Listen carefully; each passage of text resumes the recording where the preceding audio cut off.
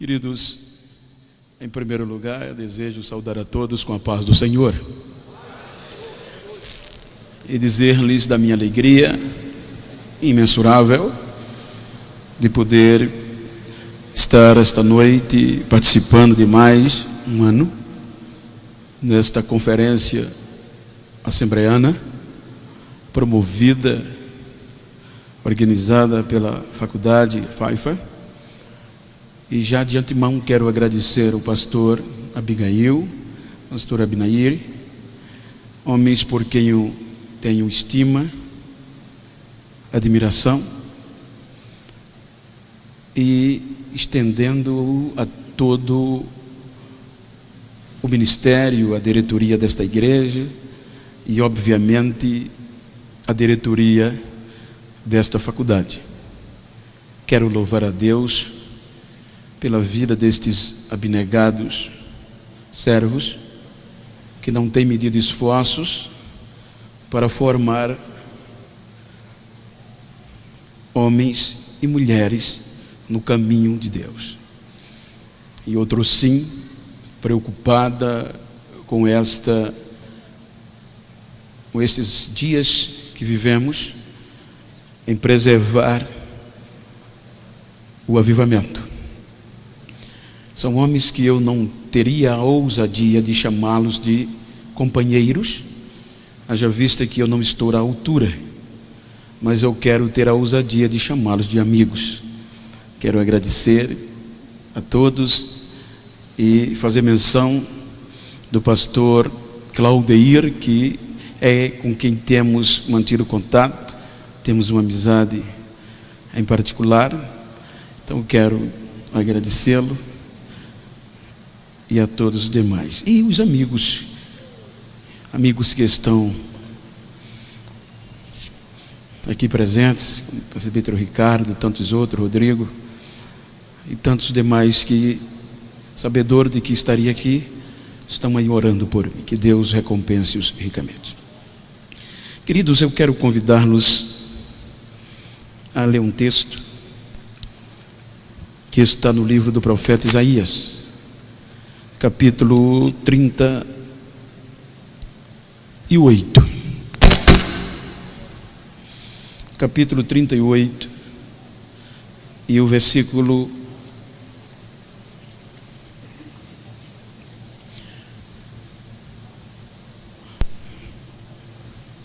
Está escrito, quero tomar por base tanto o capítulo 38 como o capítulo 40. Eu vou ler o versículo 1 do capítulo 38 e depois o último do capítulo 40. O primeiro versículo do capítulo 38 tem uma declaração que diz o seguinte: naqueles dias Ezequias adoeceu de uma enfermidade mortal, e veio a ele Isaías, filho de Amós, o profeta, e lhe disse: assim diz o Senhor, põe em ordem a tua casa, porque morrerás e não viverás. Capítulo 40, o último versículo 31 diz: mas os que esperam no Senhor renovarão as suas forças e subirão com asas como águias, correrão, não se cansarão, caminharão e não se fatigarão. Soberano Deus, queremos te louvar. Use o meu pulmão, a minha garganta, e me dê graça para falar a tua palavra diante desse tão grande e sábio povo, em nome de Jesus, amém. Por bondade, aqueles que podem, tornem os vossos assentos.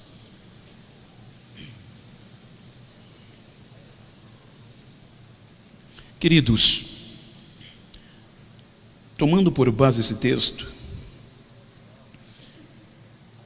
haja vista que o tema proposto é a provocação de um avivamento.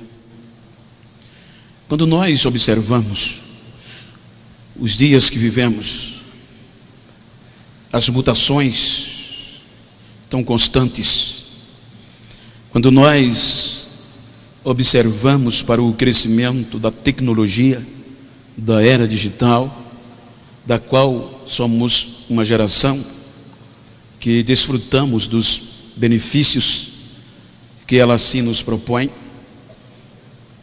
E queira que não, todos estes benefícios trazidos por este crescimento ideológico, por estas descobertas, aonde eu estava ouvindo uma entrevista de Marco Polo, como também ratificada ou posteriormente por Augusto Cury, aonde ele dizia que uma criança de 7 anos, hoje, ela possui mais informações do que o imperador de Roma na sua época. E a dificuldade é para administrar e desenvolver estas informações. E queira que não, no contexto espiritual, de uma forma direta ou indireta, ela nos atinge. Em sua maioria é muito bom, mas queira que não, sabemos que não somos super crentes, nem super-heróis, e muitas vezes somos bombardeados porque este avanço, ele nos provoca, mesmo querendo, mesmo não querendo, a acompanhar estas mutações constantes, e muitas vezes nos desgastamos, quantas vezes somos afligidos, e como nós não somos super-heróis, somos meros seres humanos, passivos de erros, e quantas vezes não somos tentados a desistir, porque fomos acusados de alguma, ou acometido de alguma coisas, ou algumas coisas que não nos condiz à realidade.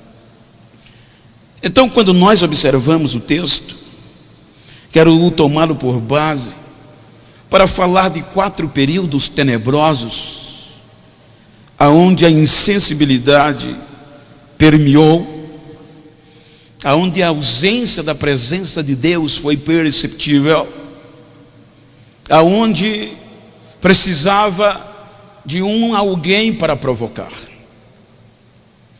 Quando nós deparamos com os escritos de Isaías, a Bíblia nos leva a um contexto literal, histórico, verídico, que nos traz inspirações, que nos traz motivações e que nos provoca a não somente ouvirmos, estudarmos, mas simplesmente a vivê-lo. Quando nós observamos a descrição, quando Isaías começa a contar a visão que teve da parte de Deus, o contexto anterior mostra um período caótico, devastador no contexto espiritual, a ponto que a Bíblia fala que as camadas de Israel foram ludibriadas por esta insensibilidade, a ponto que o contexto da monarquia, o contexto social, o contexto profético sacerdotal havia também esfriado. Os irmãos vão de convir que quando Isaías começa a descrever a visão, ele traz à tona estes 4 períodos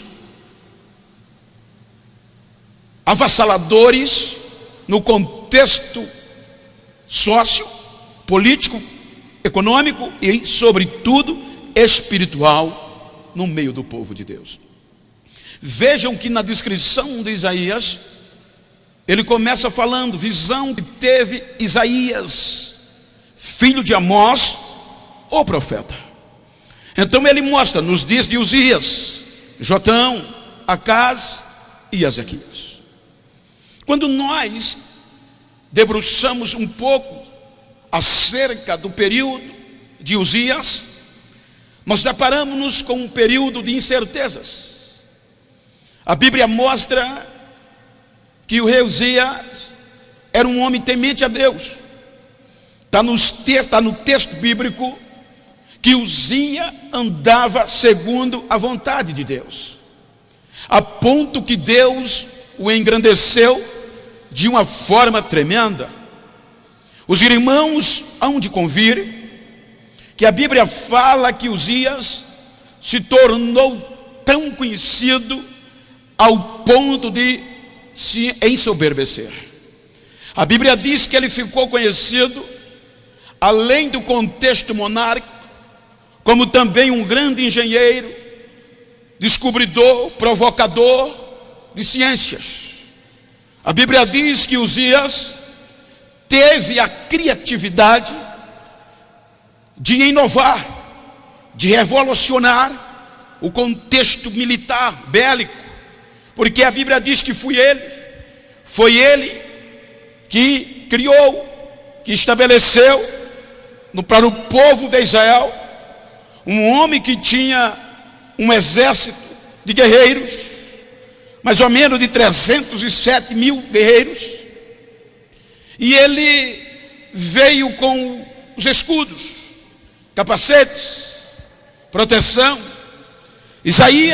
Uzias foi tão criativo que a ciência se tornou palpável aos seus dias, a ponto da Bíblia dizer que ele inventou máquinas de guerra, máquinas que colocavam-se nas muralhas de atirar pedras e nas esquinas de atirar flechas. Então Uzias ficou tão grande que a Bíblia diz que a sua fama chegou longe, até no Egito, e ultrapassou as fronteiras. Agora, como Uzias ficou grande, Uzias cresceu, Uzias se ensoberbeceu. Quando ele ensoberbece, ele esquece que a unção que estava sobre ele era a unção de rei, e não a unção sacerdotal e nem a unção profética. Haja vista que nós, no contexto bíblico, vemos que a unção para rei era justamente o gestor, o administrador político. A unção sacerdotal era para um homem representar o povo diante de Deus, e a profética era um homem representar Deus diante do povo, cada um na sua parte. Portanto, a Bíblia mostra que a fama, o crescimento do gestor, do rei Uzias, que queira que não, esta unção sobressaía no contexto cívico sobre as demais, porque ele tinha a obrigação do sustento, de gerir a nação. Então ele esqueceu, a fama foi tão grande, que ele quis a unção fazer o que era do sacerdote. Um dos nossos maiores problemas hoje é que quando Deus resolve levar o nosso nome mais adiante, não generalizo, a gente esquece desse princípio e já não queremos mais respeitar outros que estão acima ou um pouco abaixo de nós. Então Uzias pega o incensário e quer entrar no santuário para oferecer sacrifício. É quando o sumo sacerdote, encorajado pelos 80 sacerdotes que o auxiliavam, enfrentaram Uzias dizendo: você não tem direito de fazer isso, você é o rei, mas sacerdotes somos nós. Você entende do questão política, mas da espiritual é com a gente, não entre nesse negócio. Só que Uzias não deu ouvido, e Deus o feriu por lepra. Uzias agora é afastado do rei, mas ele gera um período de instabilidade política e econômica no meio de Israel. O período de Uzias foi um período de crises nestes dois viés, político e econômico, porque agora afastado, havia incerteza. Só para os irmãos entenderem, claro, Só para dar sentido, eu usei o termo a entender, talvez um pouco forte, mas os irmãos hão de convir o que nosso país está vivendo. Simplesmente por questões políticas e econômicas, as incertezas que traz para os investidores, até para nós, cidadãos comuns. Então, isto aconteceu no período de Uzias, dentro da nação do povo de Deus. Agora havia uma incerteza, porque Jotão, ainda novo, ficou com a parte política e administrativa, e Uzias descartado, vivendo, esperando em uma casa separada. Agora havia incerteza, o que ele deixou. E agora, no período de Jotão, a coisa se agrava, porque como não havia uma certeza política e econômica, desenvolveu-se uma crise social, uma crise que atingiu do palácio a mais simples chopana dentro de Israel. Então a crise assolou, a crise social devasta todo o contexto. E quando os irmãos hão de convir que a Bíblia diz que quando o rei Uzias morre, veja que Isaías descreve na visão uma situação sem precedente. Isaías mostra uma situação tão deplorável de esfriamento, de insensibilidade, que Isaías mostra dizendo o seguinte, que habitava no meio de um povo impuro e de impuros lábios. Veja que a crise estava tão devastadora no período de Uzias e Jotão, que Jotão, agora na morte de Uzias, mesmo a Bíblia dizendo que Jotão era um menino bom, era um rei que adorava a Deus, até tentou reparar algumas coisas, mas não foi capaz de promover um grande avivamento. A Bíblia diz que ele restaurou uma porta no santuário, portanto não teve a ousadia de provocar a presença de Deus de volta lá dentro. Então ele desenvolveu um bom trabalho, mas a crise assolou, que Isaías diz que o povo estava comparado por Deus como um corpo apodrecido, desde a planta do pé até o couro cabeludo, e pior, que não queria ser sarado. Então a Bíblia diz que quando Jotão passa 16 anos no poder, depois de suceder o pai, que é um dos reis que mais reinou sobre o povo de Deus, cerca de 52 anos. Agora, depois de 16 anos, o rei Jotão morre. E quando o rei Jotão morre, a coisa vai agravando, porque a incerteza permanecia, a crise social, e ele deixa um legado de ameaça de guerra. Quando o rei Acais, seu filho, assume o poder, ele assume debaixo desses 3 períodos: incerteza, crise social, sobretudo espiritual, e agora a crise bélica. Por quê? Porque a Bíblia diz que o rei Peca do norte, o rei Rezim da Síria, quis devastar a Israel, a Jerusalém, ameaçou a destruir e invadir Jerusalém, a ponto que Acais foi convocado para fazer parte de uma coalizão militar para devastar a Síria, o reinado de Tiglat-Pileser. Mas como ele recusa, agora ele enfrenta o 3º período, que era de guerra, um período devastador, quando ele recebe a ameaça que Jerusalém ia ser destruída. Quando ele recebe a ameaça que Jerusalém ia ser destruída, então ele rasga a veste, ele se estremece e não sabe o que fazer. É neste interim que Deus o auxilia, é neste interim que Deus se predispõe para provocar um avivamento. Então o rei Acais não percebe, não tem a percepção do contexto espiritual, estava voltado para o cargo, para a coroa, para a função, e esqueceu do espiritual.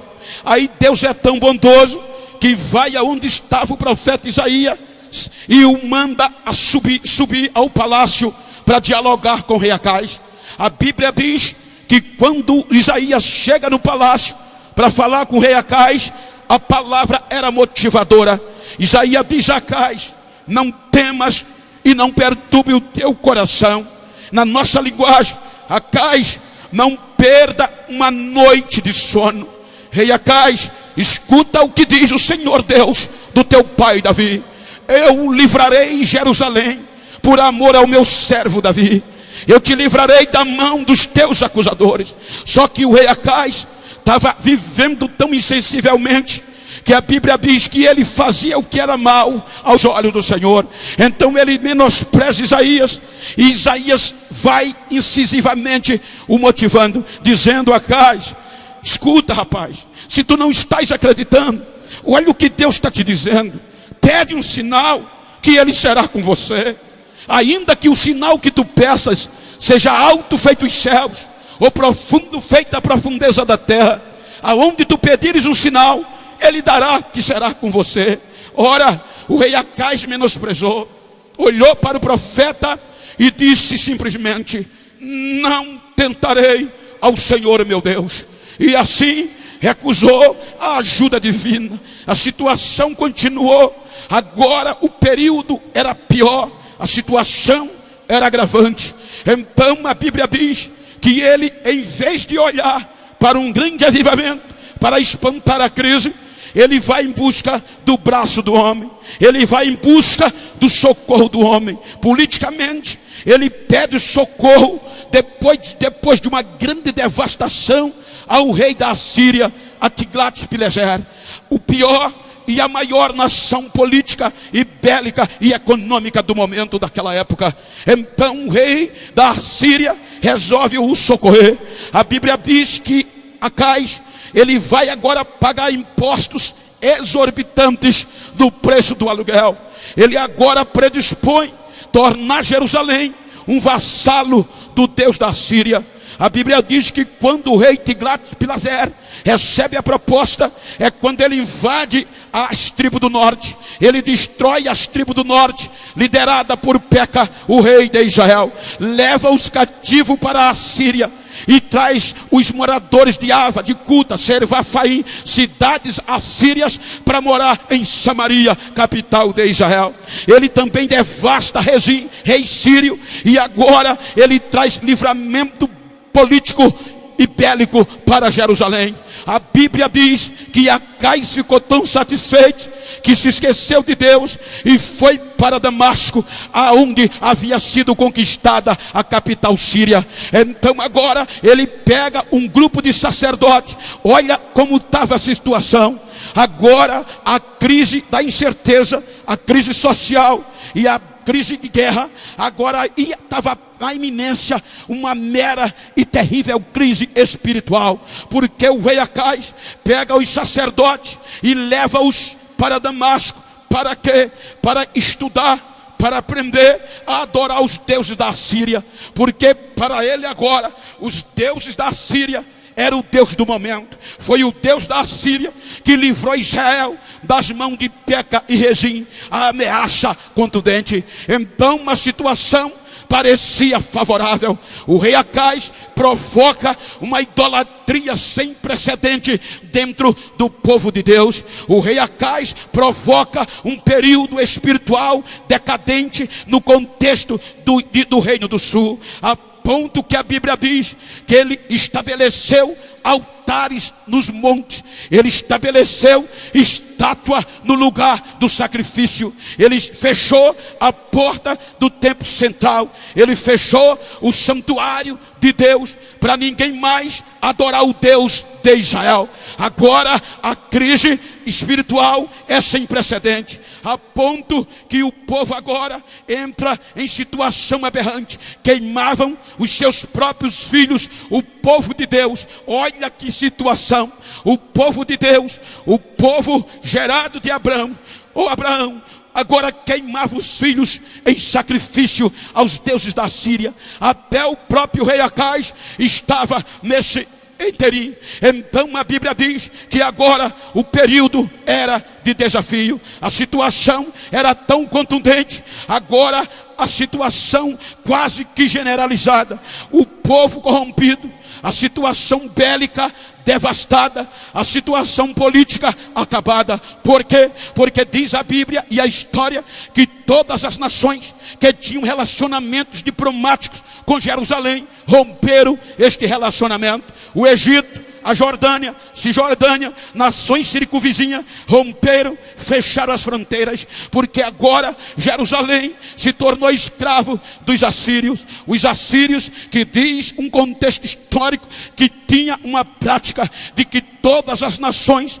que eram seus vassalos andavam com um arame no nariz, envergado como sinal de submissão. Agora aquele povo se torna escravo dos assírios.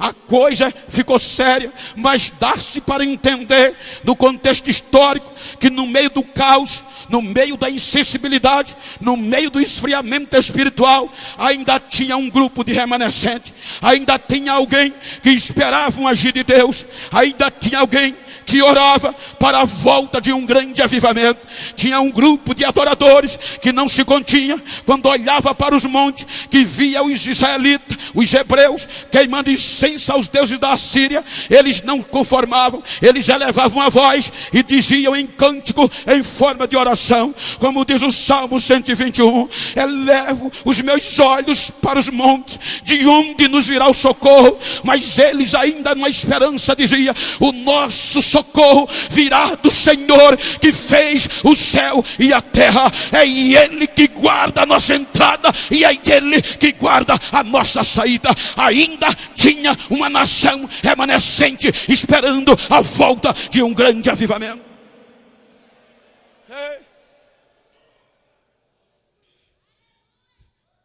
Corrupção, idolatria. Agora o período era de desafios. Agora o período era de desafios. Aí a Bíblia diz que o rei Acaz morre. E Ezequias, seu filho, assume o poder. Olha a bomba que ele pega. Sacerdócio, na maioria corrompidos. Músicos corrompidos. A maioria do povo corrompida.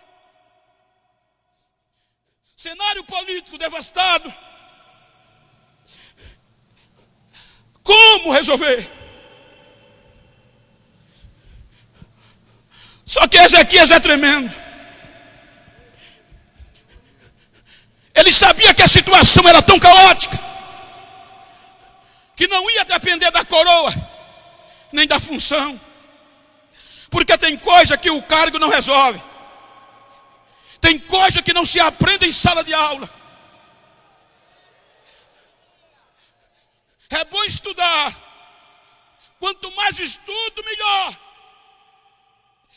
Mas tem coisa que a gente não aprende lá.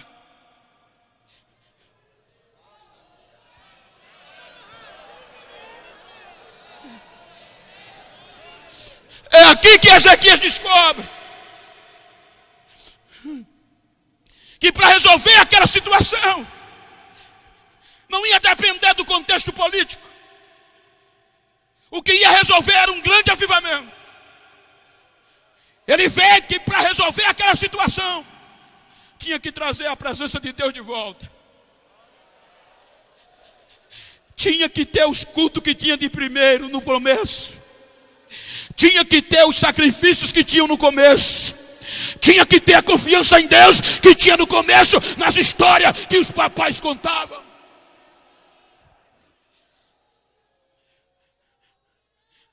O interessante é que os homens que provocaram a nossa nação e outras da nossa era,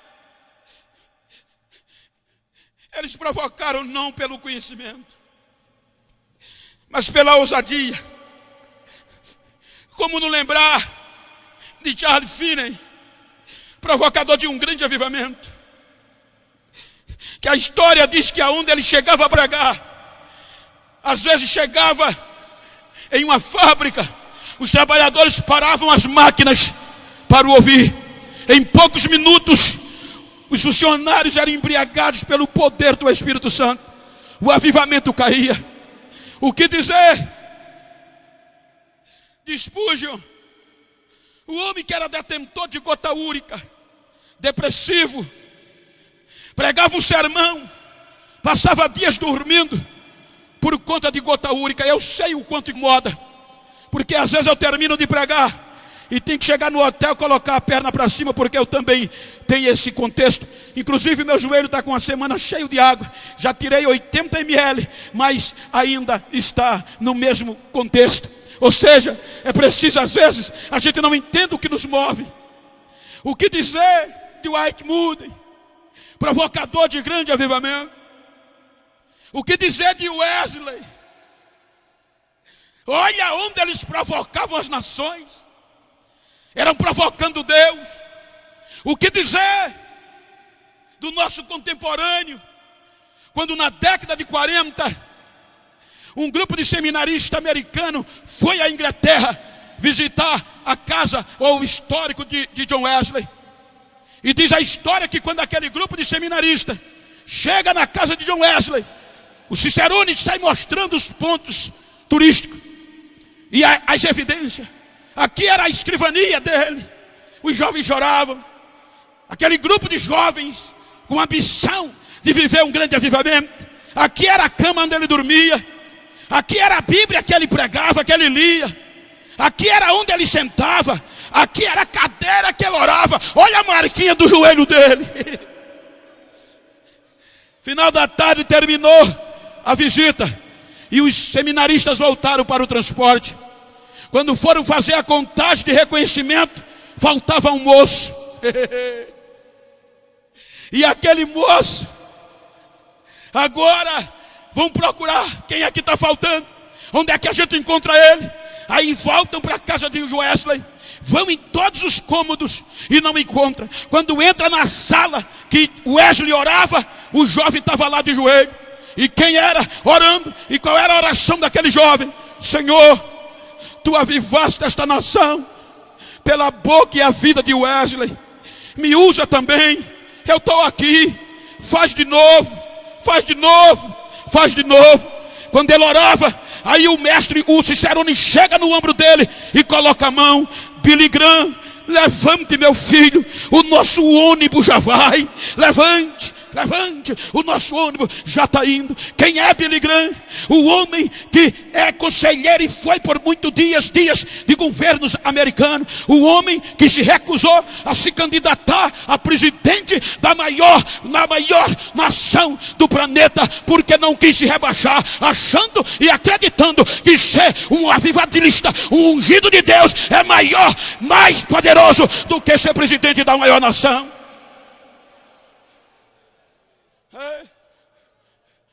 Tem coisa que se aprende no joelho. Tem coisa que se aprende no jejum. Aí Ezequias provoca. A Bíblia diz que Ezequias não vai atrás de senadores. Com todo respeito, eu contando a história, a Bíblia diz que Ezequias não vai procurar vereadores, senado nem câmara. Ele vai provocar um culto. A Bíblia diz que ele marca um culto na Praça Oriental e quer que todo mundo vá. Como a maior autoridade, ele podia fazer isso. Quero todo mundo lá, sacerdote, todo crente lá. Qual é o culto? Qual é a mensagem? Restauração. Deus vai ter que voltar. Vai ter que ter avivamento aqui dentro. O cara era macho, senhor.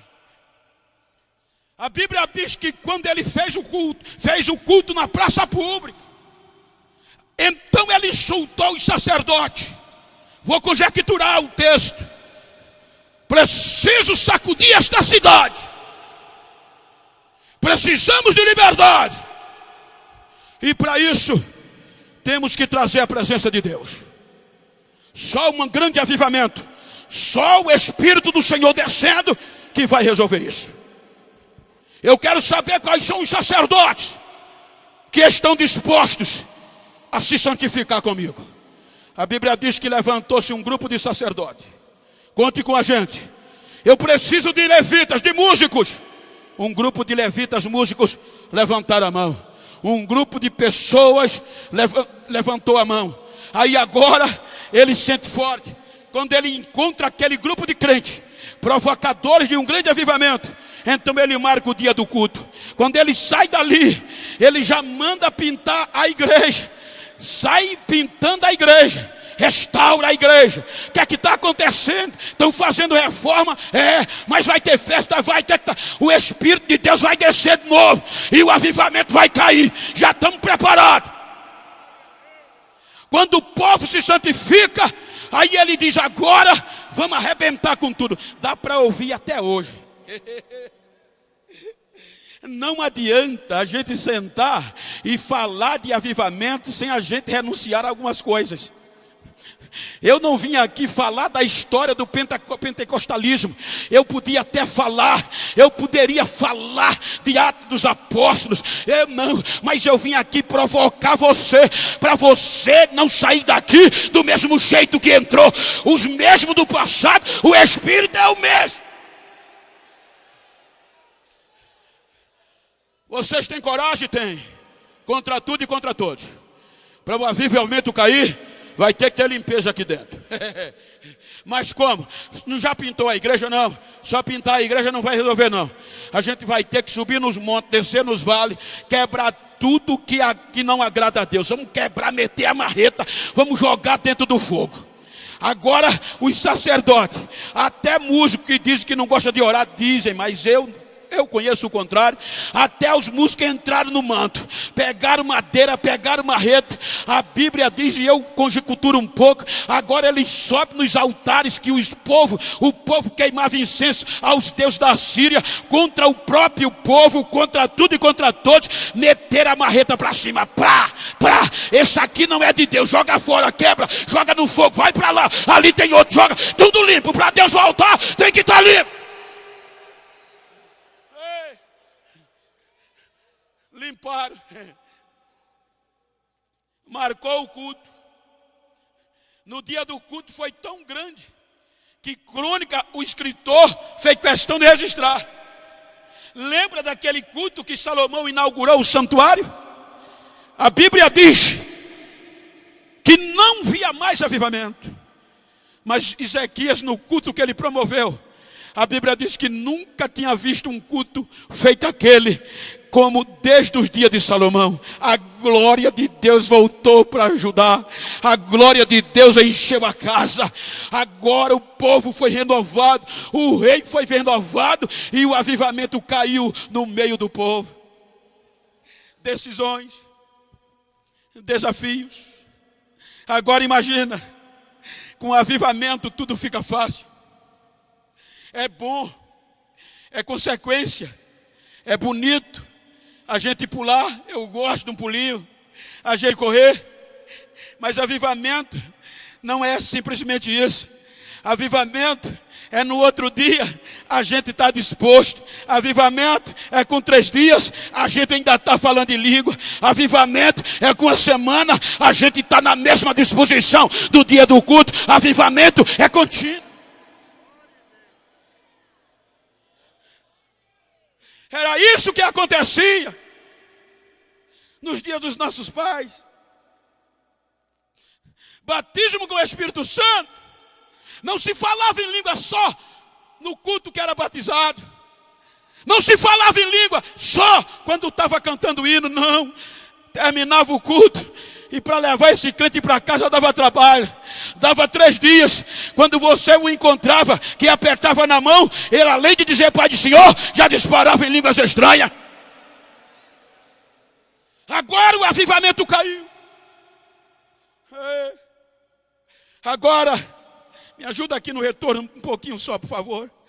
A Bíblia diz que Ezequias, cheio de autoridade, o avivamento em chama, ele agora pega uma carta e envia para a Síria. Chama o secretário. Isso implica dizer que o secretário estava avivado. Chama o tesoureiro. Isso implica dizer que o tesoureiro estava avivado. Chama o outro secretário e manda levar uma carta para a Síria. E quem era o rei agora? Senaqueribe. Quando os mensageiros entregam a carta a Senaqueribe, era uma carta de independência. Vou sintetizar. A Bíblia diz que a carta de Ezequias era desafiadora. A carta de Ezequias dizia o seguinte: Senaqueribe, nós não vamos mais pagar impostos a você. Nós temos liberdade. Quando Senaqueribe leu aquilo, ficou irado. A Bíblia diz que ele ficou arrasado, irado, e preparou uma carta devastadora e manda para Ezequias. Quando os mensageiros entregam a carta a Ezequias, Ezequias se desespera, porque o teor da carta era tenebroso. A carta de Ezequias era uma afronta à monarquia, era uma afronta a Judá. A carta de Ezequias está em Crônica. Ele mandou dizer o seguinte: a carta de Senaqueribe: Ezequias, você perdeu o juízo, Ezequias. O que é que está acontecendo? Você esqueceu quem somos nós? Você esqueceu que nós, os assírios, não respeitamos nações? Nós quebramos os deuses das nações e jogamos os seus cacos no fogo. Ezequias, eu quero saber qual é o Deus que você está confiando. Quero saber qual é o Deus que vai te livrar das minhas mãos. Te prepara, que eu vou tornar Jerusalém em um monte de monturo. Te prepara. A ameaça era tão veloz e contundente que a Bíblia diz que Ezequias tremeu, rasgou as vestes reais, jogou terra na cabeça e prostrou-se no chão. Só que o avivamento faz coisas que a gente não acredita. Em vez de ele murmurar, a Bíblia diz que ele pega a carta e leva para a igreja.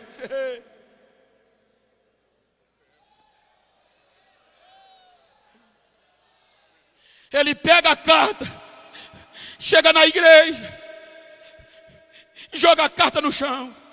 Está escrito, dobra o joelho, bota a cara em cima da carta e levanta a voz ao Deus verdadeiro. Ele começa a orar: Senhor, tu que habita entre os louvores, olha a oração do homem, tu que estás entronizado entre os querubins. Senhor, tu que criou os céus, a terra, criaste o mar, tudo quanto há no universo é obra das tuas mãos. Senhor meu Deus, do meu pai Davi, dá uma lida nessa carta para mim. Olha ela para mim, Deus, porque tudo que está nessa carta é verdade. Os assírios quebraram os deuses das nações, mas eles não eram deuses. Mas o Senhor é Deus. O Senhor é o único verdadeiro varão de guerra. Dá uma olhada e me dá uma resposta.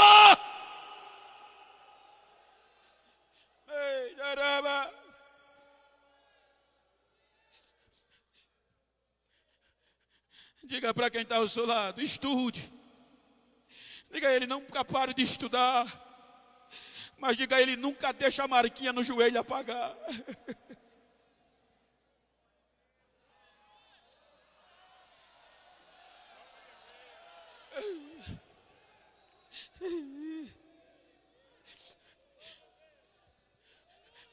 Ele levanta numa angústia tão grande que ele chama os mensageiros e manda ir na casa de Isaías. E olha a mensagem que ele diz: vão e diga a Isaías que é dia de angústia. Chegou a hora de dar a luz e a gente não tem força para jogar o menino para fora. Quando os mensageiros chegam na casa de Isaías,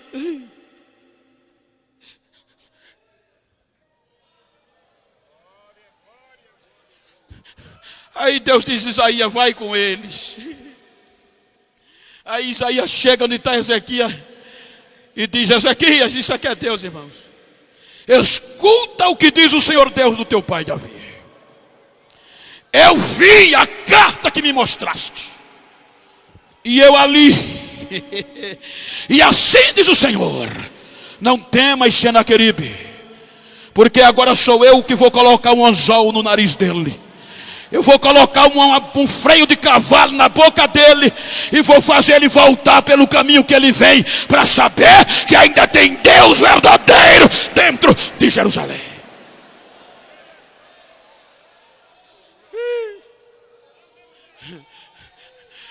Em uma noite só. Não precisou estratégia.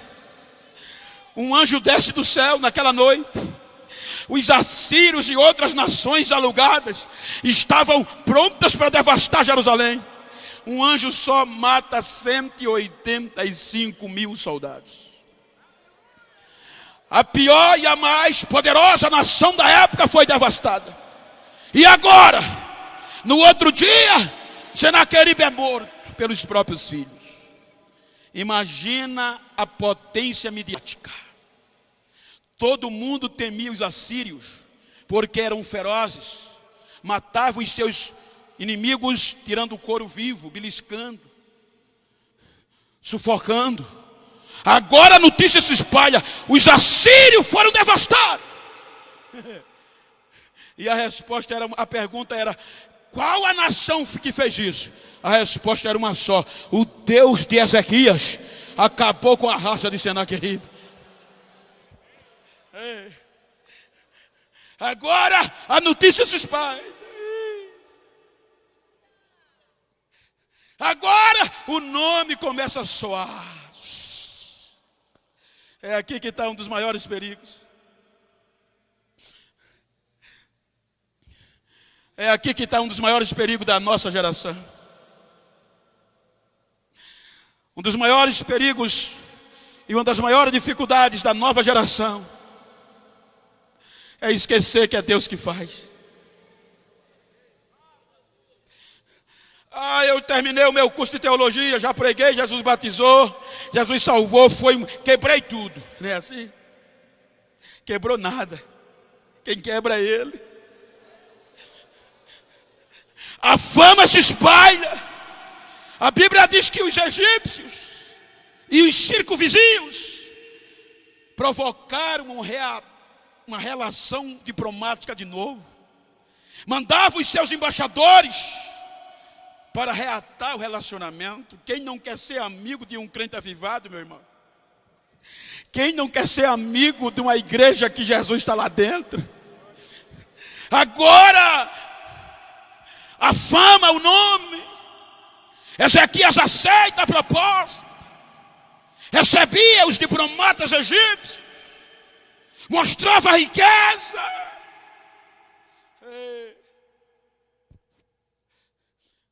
Isaías dizia: não faz isso, rei. Não faz aliança com ele, eles te deixaram. Mas ele não deu ouvido. A coisa ficou tão séria que Isaías tira a capa de profeta e anda com as nádegas de fora por um período de 3 anos. Exposto à vergonha, ao escárnio.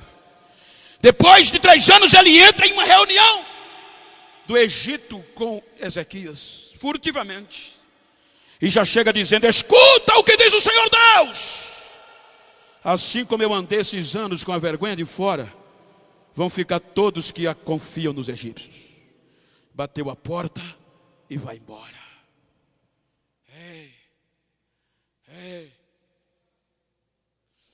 E Ezequias não caiu a ficha. O que eu acho lindo em Deus é que Deus dá corda. Ele faz a gente pensar que é alguma coisa. Vai, caba besta. Mas um dia a corda estica. E quando a corda estica, meu filho, a cara vai para o chão. Quando ele pensou que estava indo bem demais, aí Isaías registra: e naqueles dias Ezequias adoeceu de uma enfermidade mortal.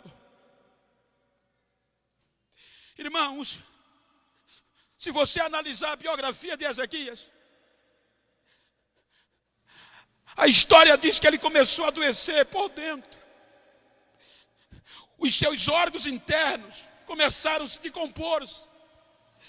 E o hálito dele ficou insuportável. Ele agora não podia atender ninguém. Ele agora não podia receber a diplomacia vizinhas, porque o hálito era insuportável. Os seus especialistas fazia antídoto. Quanto mais ele bebia, mais fedido ficava. A doença sai para o exterior do corpo. E a pele começa a largar. E orifícios começam a aparecer. Ele ficou podre, literalmente, fedido. Isaías diz que os médicos traziam pasta de figo, faziam emplasto, colocava na ferida, mas quando arrancava, não sarava, o couro saía. O homem ficou incomunicável, podre, e trancaram-lhe um aposento. Não dá mais. Um homem bom, mas apodreceu. Sem visitas. Nem os súditos entravam. Isaías não foi visitar o homem. E só sabe o quanto vale uma visita de um amigo. Quem já precisou dela na hora da crise. Eu estava pastoreando uma igreja de uma favela, periferia da minha cidade. Tomei posse 2 meses, fiz uma reunião de obreiros. E no final um obreiro veio me dizer: o cooperador Ferreira está doente, pastor. Tem uns 4 meses que ele não veio ao culto e está quase morrendo. E nunca mais um pastor foi lá. Depois da reunião peguei minha esposa e peguei o carro e entrei na favela. O carro não chegava na porta, deixei na rua. Quando eu desci, que vou andando para a casa dela, a esposa dele estava na área. Quando me viu, correu para dentro. Quando eu cheguei na porta, que disse: a paz do Senhor. O Ferreirinha estava em pé na sala. Paz do Senhor, meu pastor. Aí eu o questionei: mas o senhor não estava quase morrendo? Ele disse: estava, pastor. Mas a minha esposa entrou gritando: o teu amigo Genival está vindo aí. Aí ele disse que sentiu uma quentura e me disse: a enfermidade foi embora. Eu estou bom, pastor. E à noite estava no culto a presença de um amigo. Foi aqui que Singri falou que quando fugia de uma perseguição religiosa no Tibete, se ficasse, matavam ele. Se fugisse, o gelo, a nevasca, poderia matá-lo. Ele arriscou a nevasca. Quando anda alguns quilômetros, viu um homem caído, coberto pelo gelo, pela neve, balbuciando. Nos últimos momentos, o coração disse: ajuda ele, faz um amigo. A razão disse: não, passa direto, porque tu vai perder força. O coração venceu. Ele agachou, começou a tirar a neve de cima do homem. Quanto mais tirou, colocou o homem no ombro e saiu correndo, saiu andando com o homem na neve. Ele andando e transpirando. Quanto mais transpirava, mais perdia força. Chegou um momento na neve que ele não aguentou mais e caiu. Só que quando ele caiu, o suor dele tinha aquecido o homem. Quando os dois caíram dentro da neve, o Singri sem força, o homem que vinha nas costas fica de pé. Agora olha para ele e diz: agora quem vai te carregar sou eu. Colocou ele nas costas e os dois saíram do outro lado.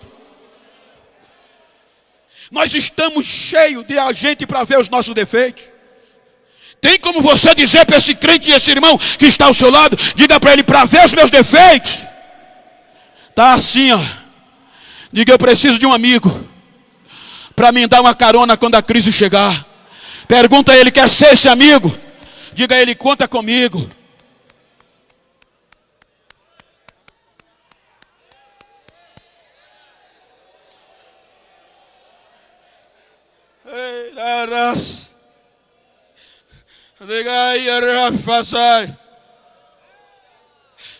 O amigo Isaías era a única esperança. E Deus manda Isaías visitá-lo. Podre, trancado, sem esperança. A Bíblia diz que quando Isaías chega, não dá nem a paz do Senhor. Já entra direto. Escuta o que diz o Senhor: põe em ordem a tua casa, porque tu vai morrer e não vai viver. E vaza. Não faz nenhuma oração.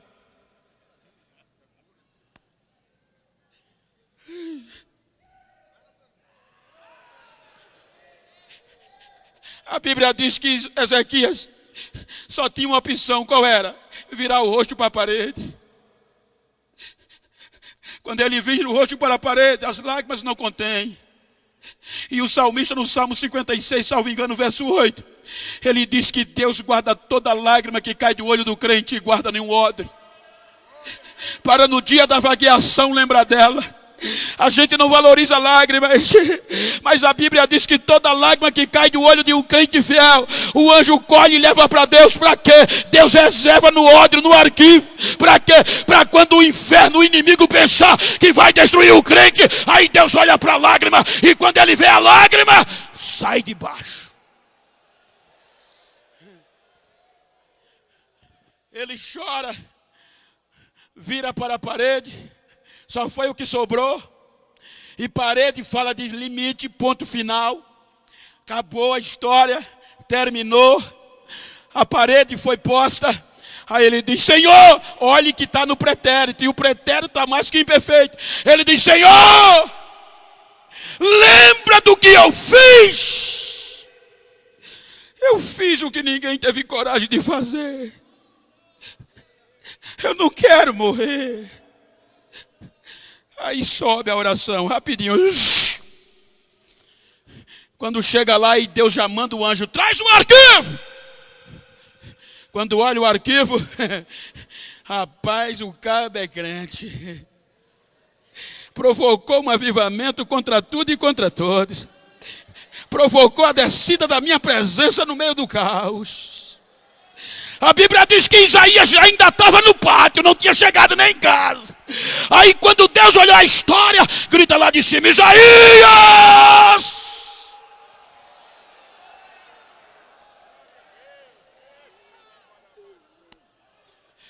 Volta lá! Mas Senhor, volta! Agora quando Isaías chega, já chega diferente. Escuta o que diz o Senhor teu Deus do teu pai Davi, meu irmão. Eu ouvi a tua oração e vi as tuas lágrimas. Deus manda dizer que não é o fim, não. Você não vai morrer, não. Ainda tem 15 anos para você dar glória a Ele. Ainda tem 15 anos de avivamento pela frente para você ser cheio. Pergunta para quem está ao teu lado: tem história? Diga: se não tem, começa a fazer. Porque quando a parede chegar, Deus olha a história. E quando Deus vê a história,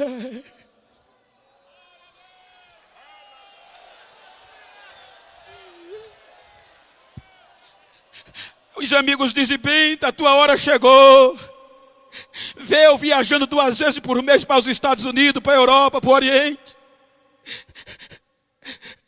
Ninguém te segura. A minha hora não chegou agora.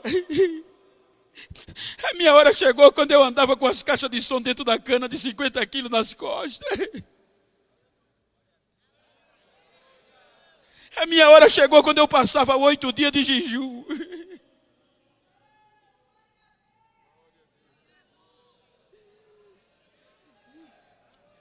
Faça história. Faça história. O homem voltou. Diga para quem está ao seu lado: estou voltando. Veja que o impacto na vida do profeta foi tão grande,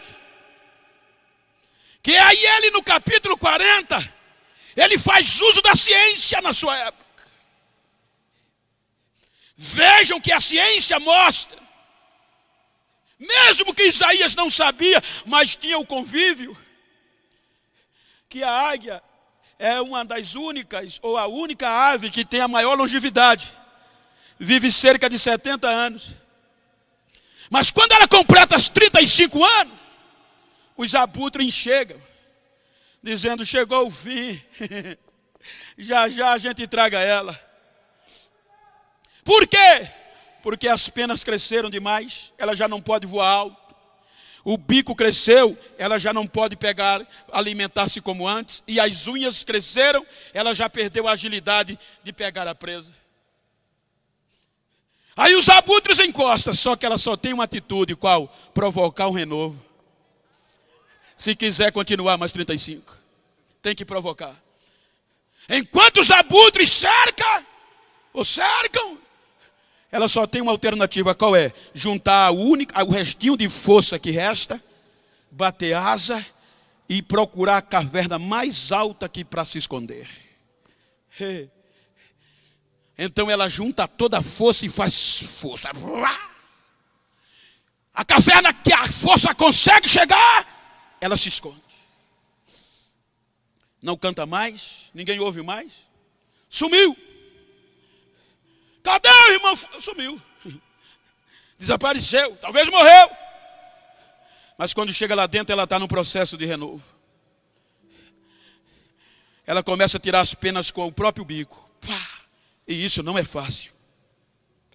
Reconhecer os erros. Ela começa a tirar o que está atrapalhando a ela. Ela começa a renunciar à própria pena, às próprias asas. Depois que ela está limpinha, ela começa a meter o bico na parede da caverna. Pá! E isso dói até o bico cair. Depois que o bico cai, que o sangue pinga, ela começa a arranhar a caverna para as unhas cair. Ela fica pronta para voltar de novo. Só que agora tem que esperar.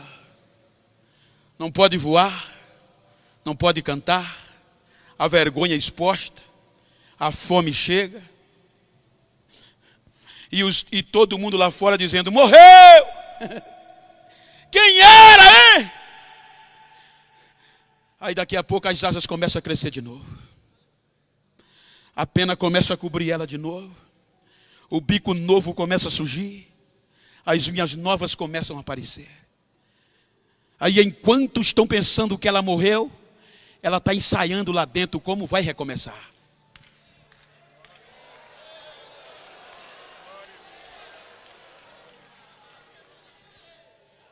Quando ela sente que está na hora, ela salta da caverna. Abre as asas, nova. Fecha as asas e desce com tudo. Aí quem está embaixo, morreu. Se não conseguiu a prova, depressiva, vai suicidar, vai se esborrachar. E ela vem descendo. Antes de bater no chão, ela já começa a cantar de novo. Um cântico novo.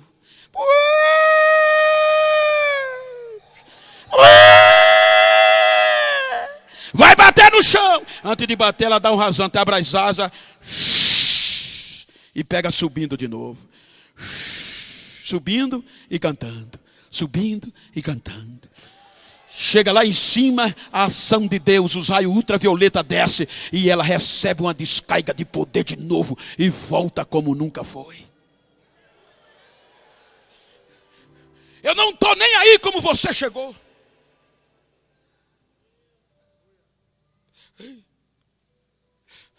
O propósito é voltar como antes.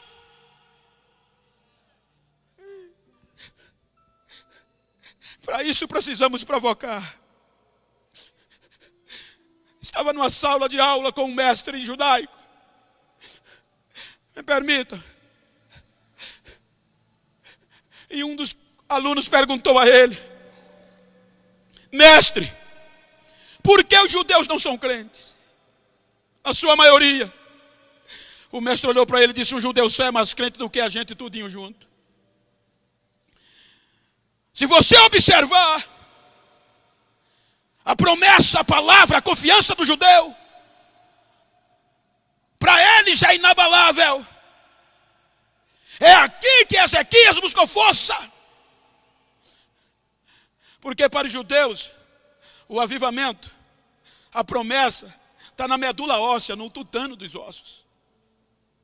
É aqui que a história dos hebreus conta que no maior e mais cruel período do cativeiro, quando morria um parente, eles não enterravam. Porque eles acreditavam que durante 3 dias, a decomposição normal não decompunha a medula óssea. Aí como eles não podiam pagar pegar em cadáver, nem tocar. Eles pagavam alguém e levavam para o vale. E o pai reunia a família.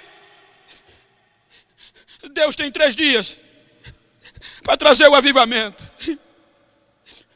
6 horas da manhã, aqui o dia era 12 horas, 6 por 6. 6 para 6. Ele pegava a família e ia para o vale. Quando ele chegava no vale, não podia se aproximar, que a lei judaica só dava direito de 50 metros, era o máximo. Aí ele ficava dizendo para a família: é hoje, Deus vai fazer hoje. Por volta de 10 horas o corvo descia, e o pai olhava, e o corvo arrancava o globo ocular, comia do cadáver, dilacerava a massa cefálica e ia embora. 6 horas terminava o primeiro dia, o cadáver sem olho e a massa cefálica, o cérebro desmanchado. O pai olhava para a família e dizia: tem 2 dias ainda, vai ter avivamento. E ia para casa. No segundo dia, 6 horas, impreterivelmente chegavam. Quando ele chegava, ficava na expectativa: é hoje, é hoje, é hoje. Por volta de 11 horas, a águia pousava no vale. E a águia rasgava o ventre do morto, comia todos os órgãos internos, só deixava a cascaça. E o pai não podia enxortar, que não podia se aproximar de um cadáver. 6 horas, terminava o segundo dia. O pai, cheio de esperança, dizia para os filhos: ainda falta uma noite e um dia, vai ter avivamento. Quando eles iam à noite para casa, chegava a hiena. As hienas chegavam e lambia tudo que restava de putrefação. Quando ele chegava no terceiro e último dia, só estava o esqueleto lá, mas estava inteiro. E se estava inteiro, a medula óssea estava lá. Aí ele dizia: é hoje. De hoje não passa. Ainda tem tutano. Quando dava por volta de 12:00, está em Levítico, o quebrantoso descia. E o quebrantoso é uma ave de 1,5 metro de envergadura, 50 centímetros de altura, e só come medula óssea, só come tutano. O quebrantoso descia, quebrava osso por osso, comia todo o tutano e ia embora. E a Bíblia diz que com isso, o vale ia se enchendo de caco de ossos. O pai, desesperado, voltava para casa: tem mais jeito não, acabou. Acabou! E ia para casa. Ei, quando ninguém esperava mais, aí Deus vai lá no cativeiro, com todo respeito eclesiástico pela intimidade, me permita, companheiro, e diz: Ezequiel, filho do homem, vamos ali comigo. Aí Deus, em visão, pega Ezequiel e os dois saem andando no meio do vale, no meio da terra. Chega no vale, Deus para. E Ezequiel diz que Deus pôs ele no meio de um vale e fez ele caminhar em redor deles para fazer um relatório. Aí Ezequiel, quando chega com o relatório, ele diz: Senhor, são muitos e estão sequíssimos. Como era que estavam os ossos? Isso quer dizer que não havia mais tutano ou medula óssea. Aí Deus pergunta a Ezequiel: eu posso trazer avivamento para esses ossos?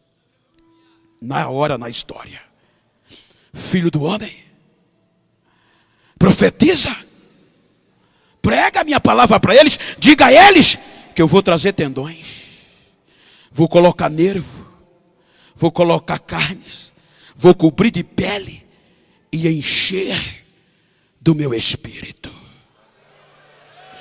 Aí Ezequiel começa a gritar: ossos secos! O que eu acho lindo, lindo, lindo.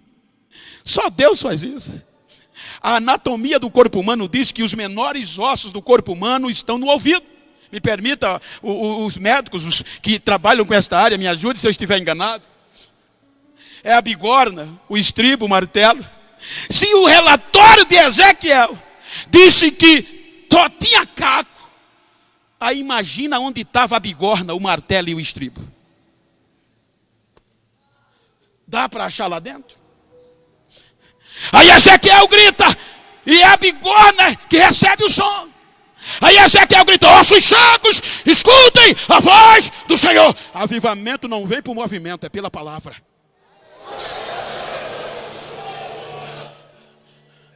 Avivamento não, movimento é bom, mas não gera avivamento.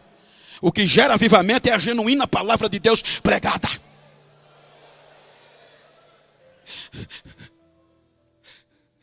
Aí a bigorna, não sei onde ela estava, vou conjecturar, ela ouve a voz de Deus.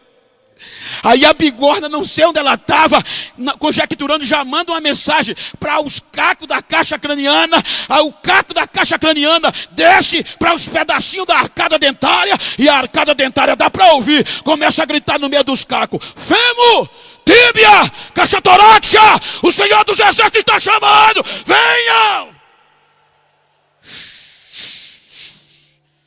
E Ezequiel diz que cada osso grudou no seu osso. Como você chegou aqui?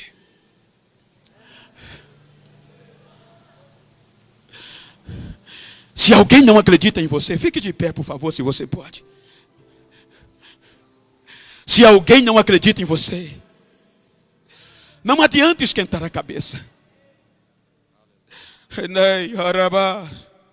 Se aqui a sua ação está difícil, não adianta esquentar a cabeça. Não refuta, não retruca. Olha para quem está ao teu lado e diz: quando alguém achar que é o fim e não acreditar mais em você e tentar você parar você, não esquenta. Olha para ele e faz assim, ó.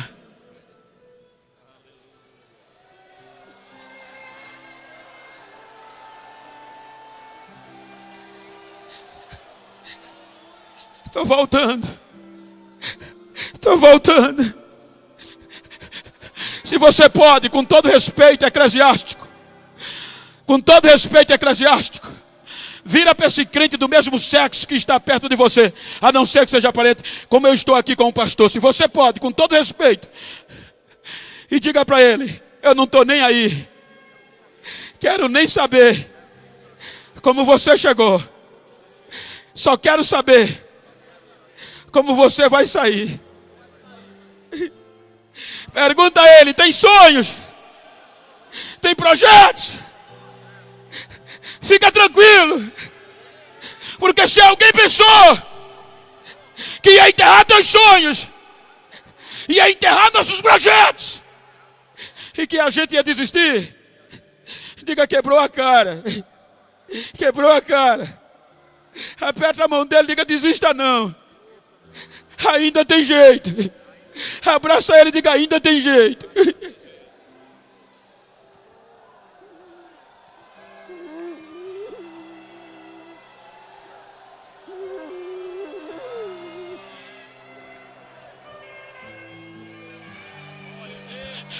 Andaraias Ribigaio Sayo Nagilblasei Andurmambiasei Anjigihidi Udigai cheia de gai.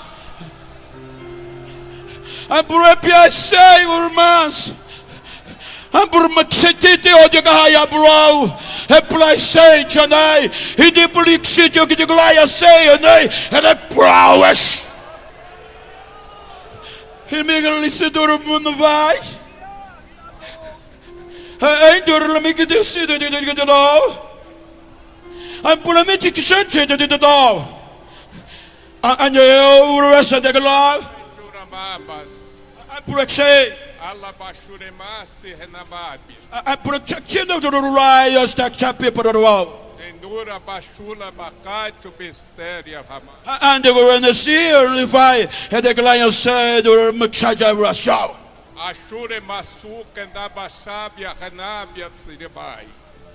Nestes últimos dias, eu estou fazendo coisas grandes sobrenaturais. E essas coisas sobrenaturais é para ser realizada no meio dos remidos do Senhor.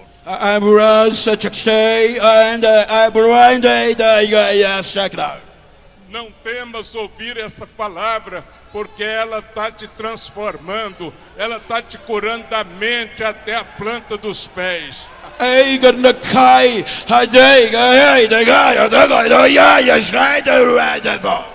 Esse avivamento é para que você saiba que eu ainda sou Deus do tempo de Ezequias, e que se fizer um concerto comigo, novas coisas acontecerão.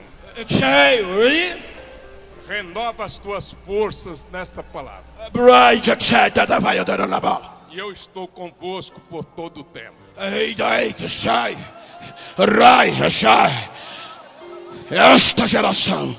Esta geração será sacudida pelo poder deste avivamento.